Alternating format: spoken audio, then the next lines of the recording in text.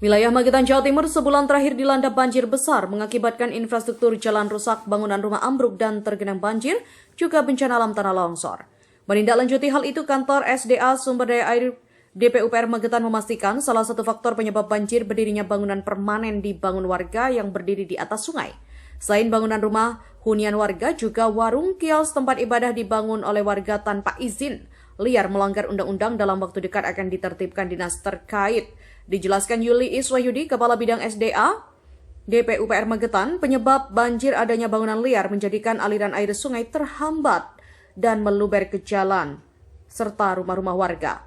Lebih lanjut, Yuli menambahkan, banjir besar disebabkan curah hujan tinggi tercatat di Dam Cijeruk mencapai angka 145 mm per hari. Angka tersebut melebihi kapasitas. Dengan besarnya debit air tersebut membuat saluran sungai tidak mampu menampung air, terlebih sungai menyempit akibat bangunan liar warga dibangun di atas sungai. Jika hal ini tak segera ditindaklanjuti, tidak menutup kemungkinan akan terjadi banjir bandang lereng Lawu, berdampak lebih luas, lebih parah mengancam warga. Sampai 145 mm per hari. Artinya lebih besar daripada tanggal 20 Maret 2026 menjelang hari raya kemarin, hanya 87 mm per hari. Nah, curah hujan ini yang konsentrasinya paling besar adalah di wilayah sekitar Kalang, Campur Sari, dan di hulu wilayah Srogo, artinya Terung dan sekitarnya. Nah, curah hujan yang tinggi ini mengakibatkan beberapa saluran kita tidak mampu menampung air curah hujan karena tingginya sampai 145 mm per hari. Mengakibatkan luber, terutama yang paling besar adalah di wilayah Jurang Mangu. Nah, Jurang Mangu ini tahun 2019 pernah kita tangani dengan membuat pintu di wilayah Kali Tengah sehingga tidak begitu berdampak ke kota. Nah, jadi 2019 dulu sempat banjir, sempat menggenang kota.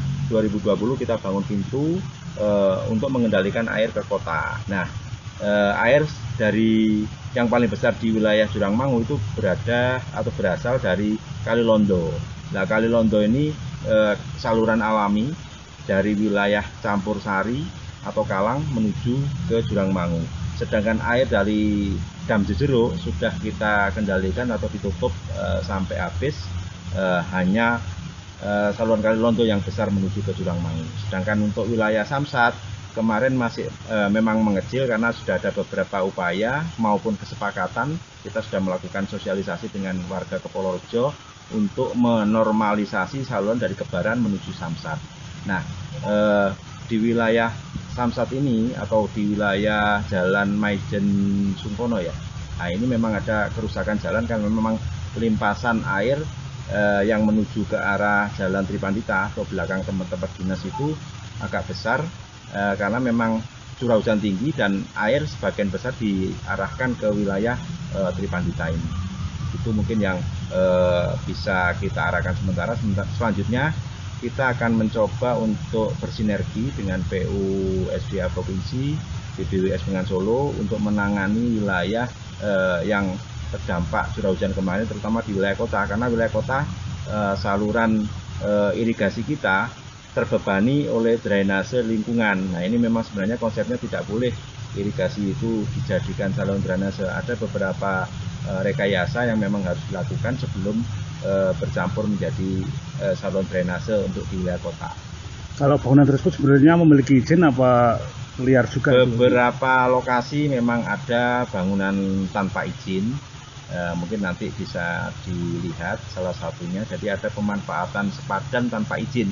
Jadi ada beberapa aturan yang dilanggar, baik Permen PU 28 tahun 2015 tentang penataan sepadan sungai maupun penataan jaringan irigasi Permen PU 8 2015.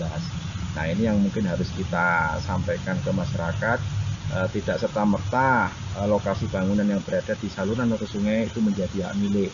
Ada ruang yang digunakan namanya sepadan saluran atau sepadan sungai. Kalau bangunan itu rata-rata rumah juga ada warung juga ya Pak? Ya, ada juga bangunan liar, ada yang juga bangunan permanen milik warga. Nah, kalau sudah terjadi luapan seperti ini mungkin kita harus segera introspeksi karena tidak menutup kemungkinan kalau tidak segera kita tindak lanjuti akan berulang di masa-masa berikutnya. Dari Magetan, Jawa Timur, Tim Liputan Pewarta mengabarkan.